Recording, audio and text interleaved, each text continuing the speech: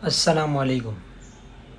अच्छा जी, तो 4 संडे जो है ना वो गुज़र चुके हैं और चारों संडे जो गुज़रे हैं ना वो आपको पता है कैसे गुज़रे हैं। स्टार्टिंग फ्रॉम 14th ऑफ सितंबर पहला मैच पाकिस्तान इंडिया का, फिर 21, फिर 28 और आज का संडे जो Pakistan women's cricket world cup में पाकिस्तान इंडिया का मैच था और पाकिस्तान वो हार गया। तो 4 स्ट्रेट लॉसेस फॉर पाकिस्तान। ठीक है, बंदा अपनी गलतियों से सीखता है, वो मसला नहीं है, पर अब जो आगे जाके 2026 में वर्ल्ड कप आ रहा है वो जीतने के बाद ही जो है जवाब दे सकते हैं हम कि हम जो है ना किस कैलिबर की टीम है।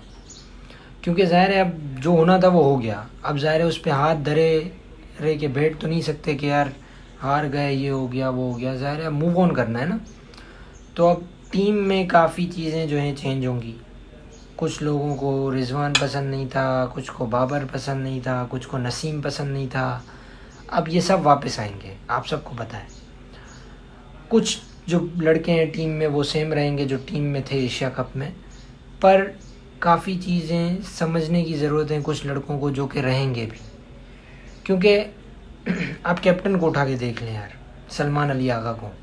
इस पर तो खैर मैं बात करता हूँ हर प्लेयर पे क्या क्या करना चाहिए, क्या क्या नहीं करना चाहिए, पर कहने का मकसद ये है कि अब जो टीम बनेगी वो इस मयार पे बननी चाहिए कि पिच चाहे स्लो हो चाहे फास्ट हो, हमारे प्लेयर्स जो हैं अपने आप को संभाल सकें।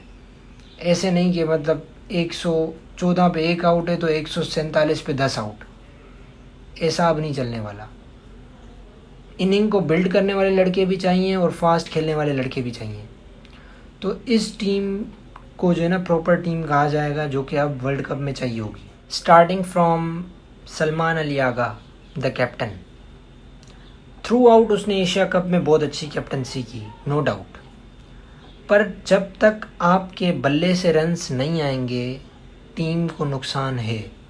क्योंकि आप जब बैटिंग पे आते हो आप मिडिल में आते हो, आप प्रेशर सिचुएशन जब होती है तब आप बैटिंग करने आते हो, यह हमेशा का है। क्योंकि उसकी बैटिंग का नंबर ही उस वक्त का बनता है जब 2-3 विकेटें गिर जाती हैं। अब जो है ना पाकिस्तान को इनिंग बिल्ड करने की ज़रूरत होती है। वो भाई साहब आगे अपनी विकेट गिफ्ट करके निकल जाते हैं। तो जो है एशिया कप में उसकी कैप्टनसी नो डाउट बहुत अच्छी रही। लेकिन आप जब तक कैप्टन हो आपके बैट से रन्स आने चाहिए। तो इस चीज़ पे जो है सलमान आगा को देखना पड़ेगा। क्योंकि वो स्क्वाड में रहेगा तो सही, जो कि आगे जाके वर्ल्ड कप खेलेगा वो उसमें लाजमी होगा चाहे वो कैप्टन हो ना हो। पर ये भाई साहब जो है ना इनको बैटिंग करनी पड़ेगी अच्छी। ये हैंडी बॉलर भी है, आई डोंट नो इसने क्यों बॉलिंग नहीं की एशिया कप में, पर इसकी बैट से रन्स आना लाजमी है। सेकंड हम चले जाते हैं शाहीन आफरीदी पे। भाई मैं तो कहता हूँ इसको वर्ल्ड कप के कैप्टन बना देना चाहिए मेरे हिसाब से, मुझे ये लगता है अभी तक के लिए। क्योंकि भाई वो लाहौर कलंदर की कैप्टनसी बहुत अच्छे से कर चुका है। उसके बाद वो उस टाइप का एग्रेसिव बंदा है भी कि वो बाकी की टीम को जो है ना उस तरीके से फेस कर सकता है। अब बाबर भी जब कैप्टन था ना तो काफ़ी डिसीशंस ऐसे होते थे जो अंपायर्स से मतलब कि आपको लड़ना पड़ता है, आपको उससे डिबेट करनी पड़ती है अंपायर्स से। अब वो ऐसा बंदा नहीं है कि वो डिबेट करे बिल्कुल प्रॉपर।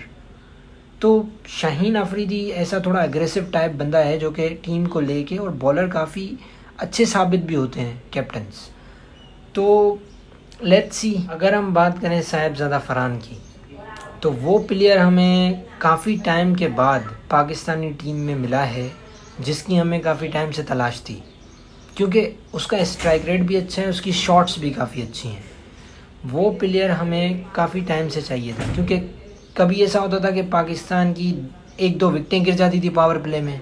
अगर विकटें नहीं गिरती थी तो रन्स इतने कम बनते थे जो कि मॉडर्न डे क्रिकेट के हिसाब से एक्सेप्टेबल नहीं है। क्योंकि मॉडर्न डे क्रिकेट में पावर प्ले में काफ़ी अच्छे रन्स बनाने होते हैं। तो साहिबजादा फरहान में एक ऐसा प्लेयर मिल गया है जो कि उस नीड को पूरा करता है। फ़खर जमान की बात कर लेते हैं, उसका स्ट्राइक रेट भी बहुत अच्छा है T20 के हिसाब से। तो वो प्लेयर भी हमारा 2026 का जो वर्ल्ड कप है उसके लिए कंफर्म है। अगर हम बात करें बॉलिंग की तो शाहीन अफरीदी हमारे पास डन एक बॉलर तो है। फ़हीम अशरफ का काफ़ी अच्छा एशिया कप गया है, जो इंडिया ने के ख़िलाफ़ जो बॉलिंग की थी फ़हीम अशरफ ने, और वो एक हैंडी बैट्समैन भी है जो कि लास्ट में आपको अगर उसको 1-2 ओवर मिल जाते हैं वो इतने अच्छे शॉट्स खेल के आपका टारगेट काफ़ी अच्छा बना सकता है। तो नसीम शाह अगर ऐड हो जाता है इन दोनों के साथ तो एक जो है ना फास्ट बॉलिंग का जो है ना हमारा यूनिट कंप्लीट हो जाएगा। लेकिन फिर भी आप हारिस रऊफ को राइट ऑफ नहीं कर सकते। वो हाईएस्ट विकेट टेकर है T20 में आपका। वो जो है ना ऐसे प्लेयर्स को आउट करता है जो बहुत मुश्किल से आउट होते हैं। बिग विकेट्स हैं उसके नाम पे, नो डाउट। तो उसको भी आप राइट ऑफ तो नहीं कर सकते। स्क्वाड में होना उसका भी होना लाजमी है। तो बॉलर्स की अगर ये बात करें तो नसीम, फ़हीम, शाहीन और रऊफ़, और ऐड अगर करना चाहे तो वसीम जूनियर। उसको अगर हम लोग अगर सीरीज़ खिलाते हैं अभी की कुछ तो हम उसको तैयार कर सकते हैं एज अ बैकअप बॉलर। अब बात करते हैं नंबर 1 ऑलराउंडर जो कि आईसीसी की रैंकिंग में है इस वक्त। आई डोंट नो वो कैसे है, आईसीसी की रैंकिंग वो किस तरीके से करते हैं, क्या पता वो विकेटें ले चुका है एशिया कप में इस वजह से। पर जो भी वो प्लेयर भी हमारे स्क्वाड में होना लाजमी है क्योंकि वो इंजर्ड हुआ था रिसेंटली। उसने काफ़ी अच्छी बैटिंग की है सीपीएल में, उसने रन्स पीएसएल में बहुत अच्छे किए हैं, उसने जो है ओडीआई में इतने अच्छे रन्स किए हैं। नो डाउट वो बहुत अच्छा बैट्समैन भी है और वो बॉलर भी अब जो है ना उसने खुद को शो किया है कि मैं बॉलिंग भी बहुत अच्छी करता हूँ। अगर कोई ऑप्शन स्पिनिंग पिच है या कोई ऐसा है कि आपके पास बॉलिंग ऑप्शन कम पड़ रहे हैं तो वो 1-2 ओवर डाल सकता है। तो साइम अयूब का भी होना लाजमी है। वो इंजर्ड था, रह चुका था एशिया कप से पहले, काफ़ी इंजर्ड था, तो इस वजह से वो अभी आया और उसने इतना अच्छा परफॉर्म नहीं किया। तो ज़ाहिर है आप इन्हीं लड़कों को बैक करोगे तो जो है आप आगे जाके जीत सकते हो। अब ऐसा तो नहीं है कि इन लोगों को एशिया कप खिलाया इनों का अच्छा नहीं हुआ तो बाहर करके आप नए लड़के ले आओ, वो नए लड़के वापस हार जाएंगे तो फिर आप लोग, इससे बेहतर नहीं है कि आप पुराने लड़कों के साथ ही जाओ, उनको बैक करके जाओ कि भाई अब जो है वर्ल्ड कप हमें चाहिए अगर एशिया कप जो है हमसे निकल गया तो। और इसके अलावा इन लोगों ने सारी सिचुएशन को हैंडल भी किया, इन चीज़ों को पता भी है कि भाई कैसी सिचुएशंस रह चुकी हैं और क्या क्या कंट्रोवर्सीज रह चुकी हैं पाकिस्तान इंडिया के बीच में, तो उस जज्बे से वो लोग खेलेंगे भी। तो अब हम लोग बात करते हैं अबरार अहमद की, जो कि जिसने ना बहुत डिसअपॉइंट किया है, नो डाउट। अबरार अहमद ने जिस तरीके का वो बॉलर है ना, नो डाउट वो पाकिस्तान इंडिया के फाइनल में 3-4 विकेटें तो उसकी लाजमी थी। कुलदीप यादव को उठा के देख लो, उस भाई साहब ने हर मैच में 3 से 4 बंदों को फारिग किया है। अब ये सिर्फ इंडिया की बात नहीं कर रहा हूँ, हर टीम में एक ऐसा बॉलर था ही जो कि पावर प्ले के बाद आपको एक ओवर में बैट्समैन को फंसाएगा, अपने दूसरे ओवर में विकेट लेगा। अब आप वो किसी भी टीम को उठा लो, आप श्रीलंका को देख लो, उनके पास हसरंगा था, बांग्लादेश को देख लो, उनके पास रिशाद हुसैन था, अफ़गानिस्तान के पास राशिद खान था, इंडिया के पास कुलदीप यादव और अपने पास अबरार अहमद था। मतलब कि आप बाकी के चारों बॉलर्स को अगर देख लो ना, रिशाद हुसैन को भी देख लो ना अगर बांग्लादेश वाले को, उस भाई साहब ने भी अपने पहले ओवर में विकेट ली है, तकरीबन मैचेस में ली है। जब उसके पावर प्ले ख़त्म होने के बाद उसको जैसे ही बॉलर लगाते थे ना वो विकेट लेके देता था। इंडिया के खिलाफ तो उसने अपने पहले ओवर में भी विकेट ली है, अपने दूसरे ओवर में विकेट ली है। मतलब कि आप ऐसे स्पिनर हो अबरार अहमद, मतलब कि आप फर्स्ट क्लास खेल चुके हो बहुत अच्छी, आप मैजिशियन कहलाते हो।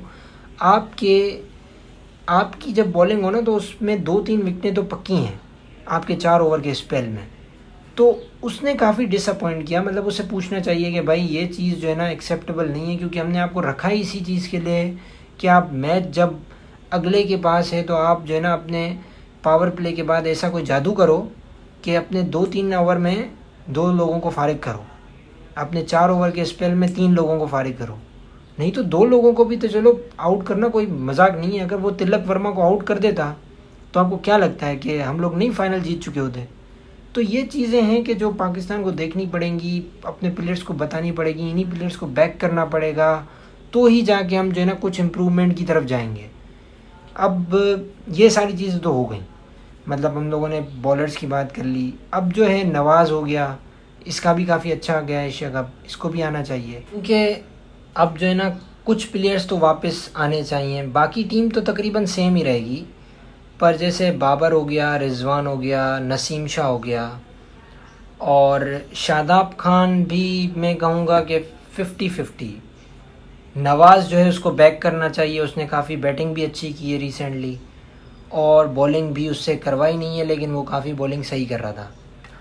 तो मैंने वही कहा कि यही प्लेयर्स आपको बैक करने चाहिए, उनको ही मोटिवेट करना चाहिए। 2-3 प्लेयर्स जैसे आ जाएंगे, जैसे बाबर और रिजवान आ गए, तो वो जो है ना इनिंग बिल्ड करने वाले बंदे आ गए। मतलब जैसे हमने हुसैन दलत को ऐड किया था, वो भी, उसको भी हमने इनिंग बिल्ड करने के लिए किया था। और आगा सलमान भी भाई साहब वही करते थे और बीच में एक कोई ऐसा शॉट मार देते थे जिस पे आउट हो जाते थे। तो कहने का मकसद ये है कि प्लेयर्स वही होंगे, ज़्यादा कोई तब्दीली होगी नहीं स्क्वाड में जो कि T20 वर्ल्ड कप का होगा। पर ये 2-3 चीज़ें जो मैंने बताई, जैसे नसीम शाह का आना हो गया, बाबर हो गया, रिजवान हो गया, तो इनका आना जो है ना बनता भी है, क्योंकि इन लोगों ने काफ़ी टाइम से परफॉर्म भी किया है। और यही चीज़ जो है ना हम लोग मिस कर रहे थे, इनिंग बिल्ड करना और जैसी स्विंग नसीम करता है उस टाइप की। तो ये सारी चीज़ें जो हैं चेक करनी पड़ेंगी। और इंशाल्लाह 2026 में जब हम लोग बिल्कुल एक नए स्क्वाड के साथ और जो है एक नई मोटिवेशन के साथ आएंगे, तो इंशाल्लाह जो है इन लोगों को सबको जवाब देंगे और वर्ल्ड कप जीत जाएंगे। और अगर वर्ल्ड कप जीत जाएंगे तो फिर किसी के पास कोई ऐसा सवाल नहीं होगा जिसका हम जवाब नहीं दे पाएँ, क्योंकि अभी तो सिर्फ एशिया की बात हो रही थी, तब पूरी दुनिया की बात होगी। उम्मीद तो अच्छी है और हमेशा से ही हमारा रह गया है कि तुम जीतो या हारो, हमें तुमसे प्यार है। प्यार तो हमेशा रहेगा ही, पर इस दफ़ा दुनिया को जवाब भी देना है। इस वर्ल्ड कप में जो है बिल्कुल एक ऐसे करेक्टर के साथ ही हमें आना है कि हम लोग जीतने ही आए हैं। और बाकी ये वीडियो यहीं ख़त्म करते हैं। बाकी अभी साउथ अफ्रीका और पाकिस्तान जो टेस्ट सीरीज़ होने वाली है उसका स्क्वाड भी अनाउंस हो गया है। और ये टेस्ट क्रिकेट, और अभी तो ये टेस्ट क्रिकेट चैम्पियनशिप जो शुरू हुआ है, तो इस पे तो खैर बात करेंगे आगे जाके। ओडीआई वर्ल्ड कप भी है 2027 में, उस पर भी बात करेंगे। लेकिन फ़िलहाल T20 के ऊपर ही जो है करीब जो है वही वर्ल्ड कप है, तो उम्मीद अच्छी है। बाकी अल्लाह की मदद तो हमारे साथ ही है। तो इंशाल्लाह नेक्स्ट वीडियो में मुलाकात होती है, तब तक के लिए अल्लाह हाफ़िज़।